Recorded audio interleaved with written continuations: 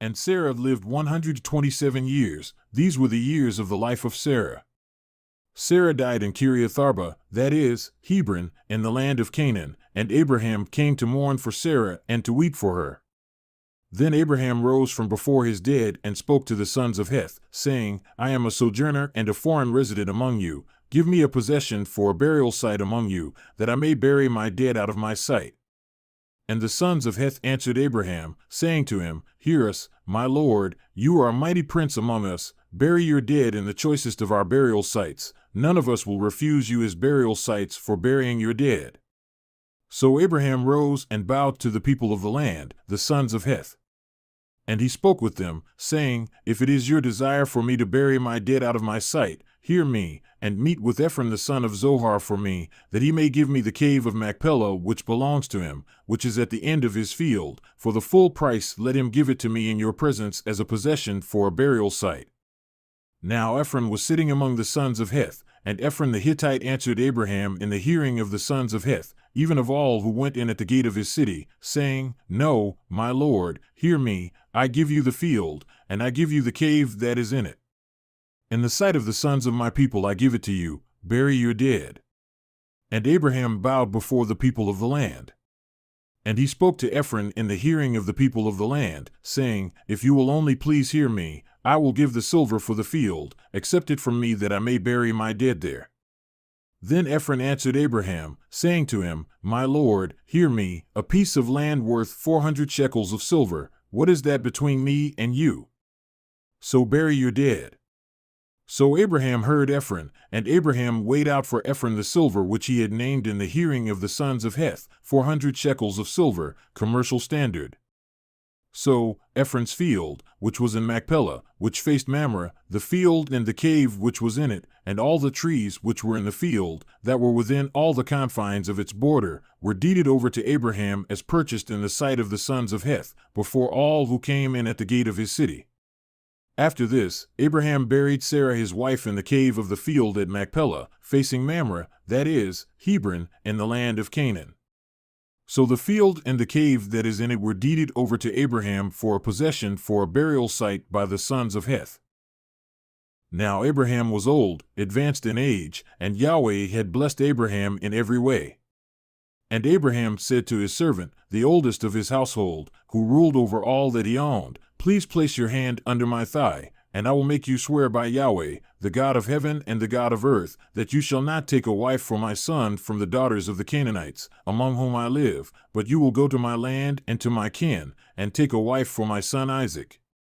And the servant said to him, Suppose the woman is not willing to follow me to this land, should I indeed take your son back to the land from where you came? Then Abraham said to him, Beware, lest you take my son back there.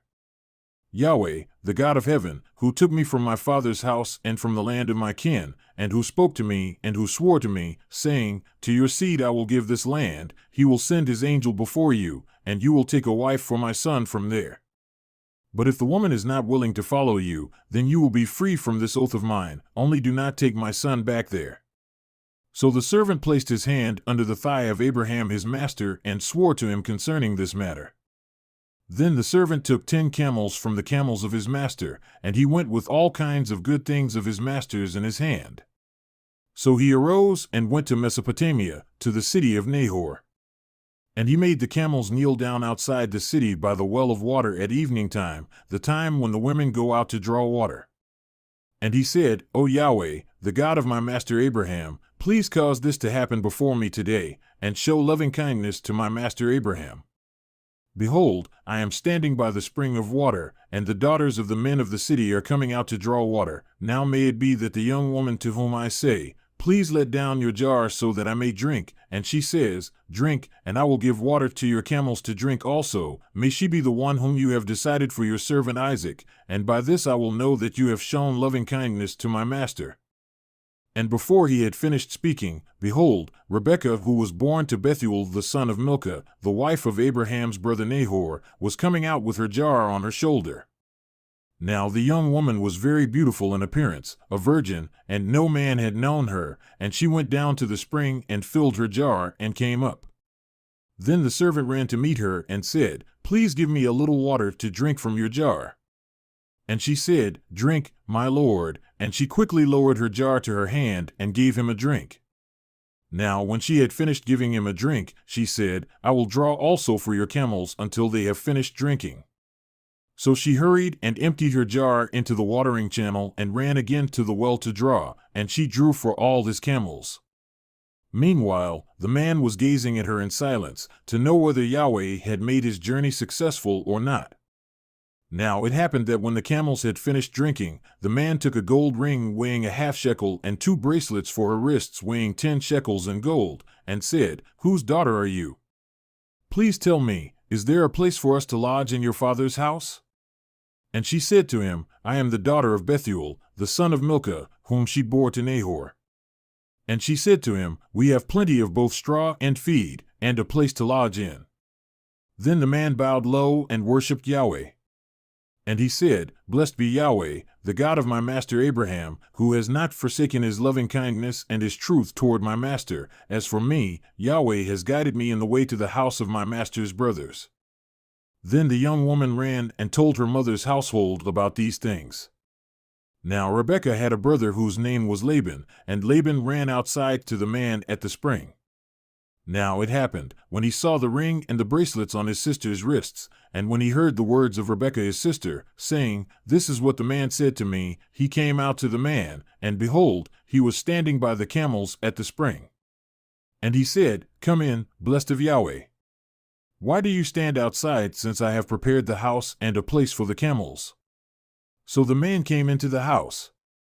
Then Laban unloaded the camels, and he gave straw and feed to the camels, and water to wash his feet and the feet of the men who were with him.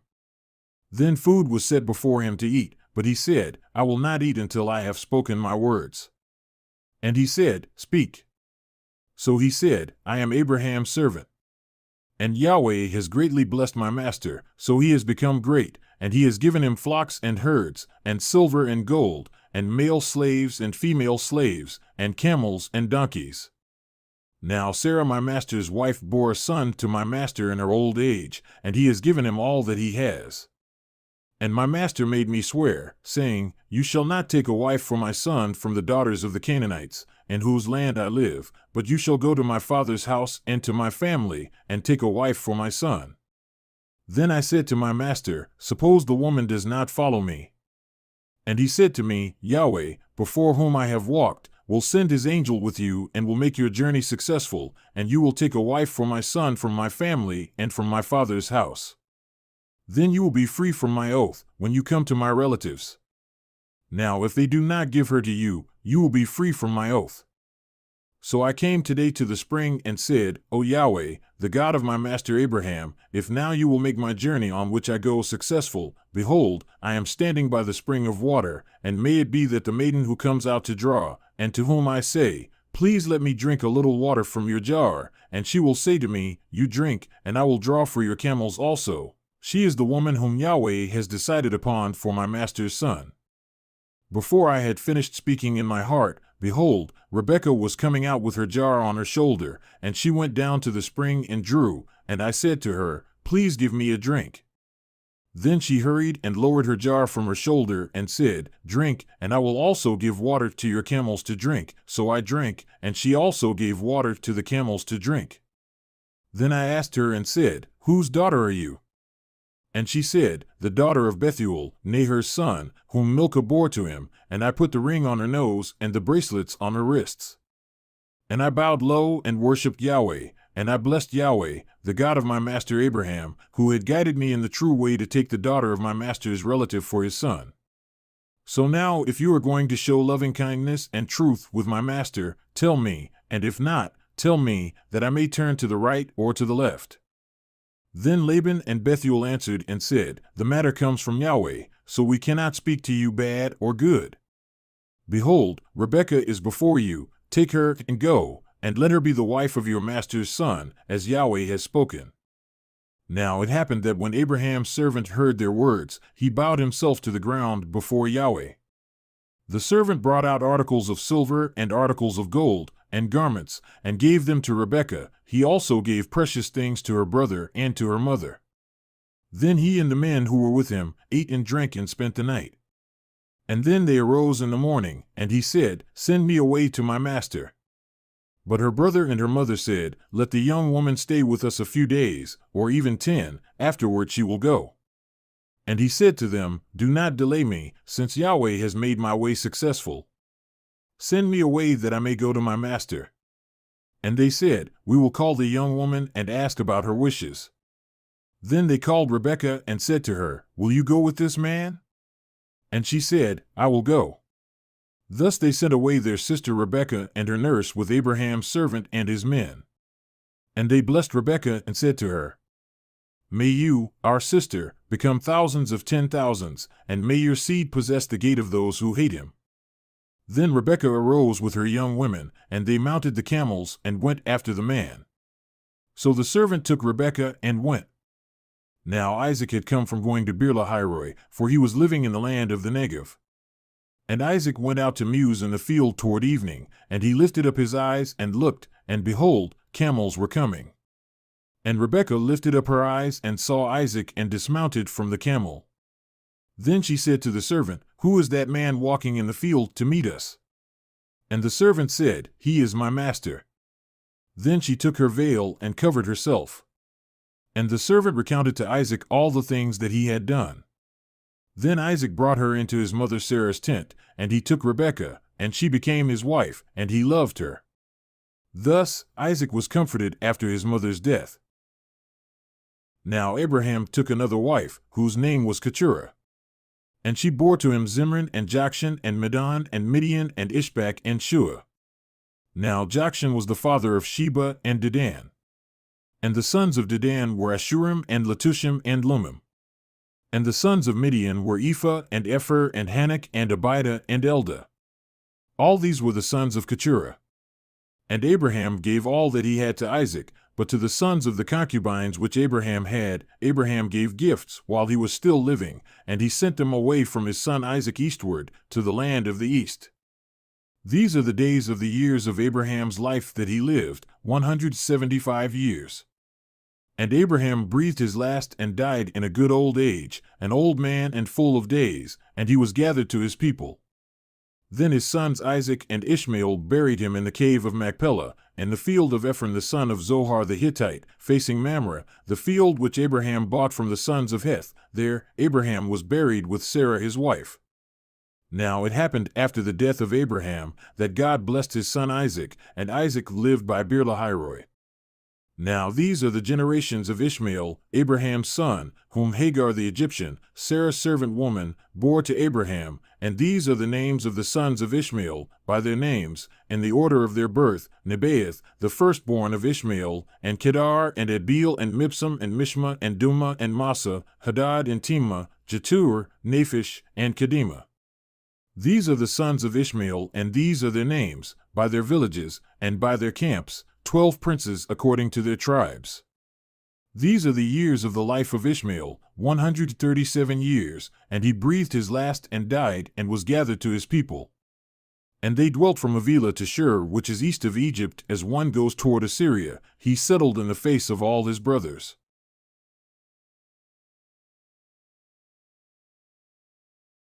Now King David was old, advanced in age, and they covered him with clothes, but he could not keep warm. So his servants said to him, Let them seek a young virgin for my lord the king, and let her stand before the king and become his nurse, and let her lie in your bosom, that my lord the king may keep warm. So they sought for a beautiful young woman throughout all the territory of Israel, and found Abishag the Shunammite, and brought her to the king. Now the young woman was very beautiful, and she became the king's nurse and attended him, but the king did not know her. Now Adonijah the son of Haggith exalted himself, saying, I will be king. So he prepared for himself a chariot and horsemen and 50 men as runners before him.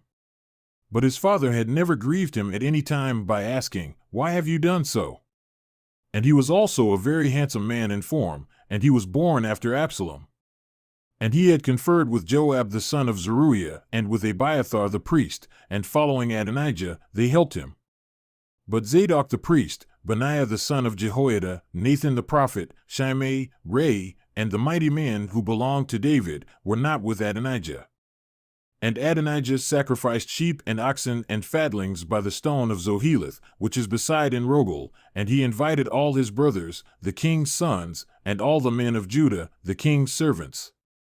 But he did not invite Nathan the prophet, Benaiah, the mighty man, and Solomon his brother. Then Nathan spoke to Bathsheba the mother of Solomon, saying, Have you not heard that Adonijah the son of Haggith has become king, and David our Lord does not know it? So now come, please let me give you counsel and provide escape for your life and the life of your son Solomon.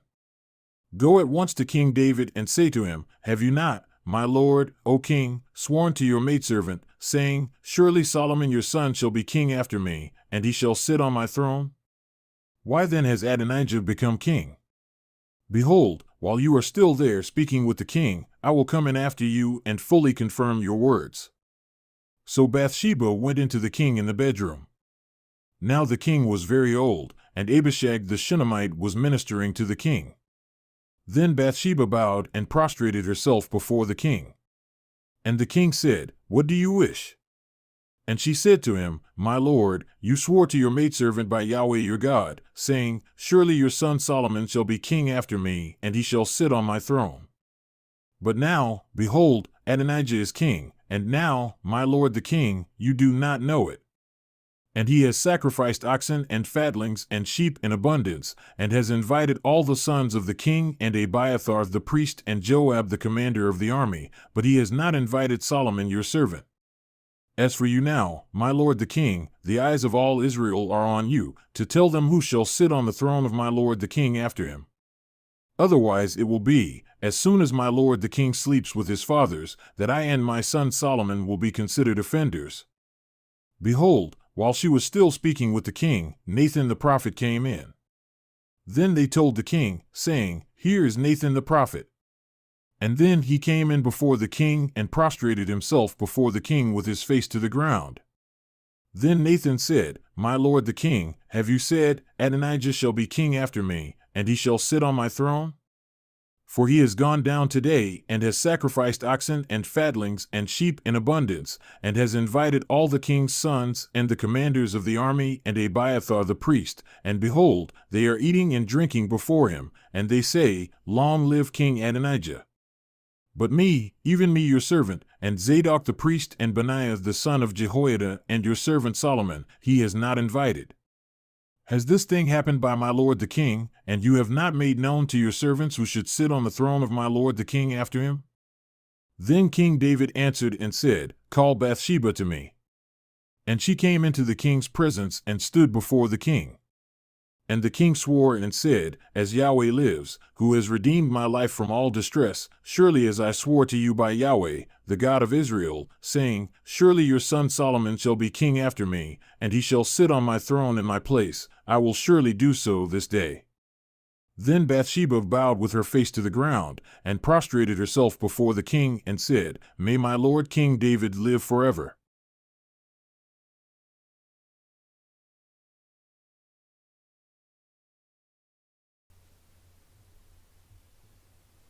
Chapter 4.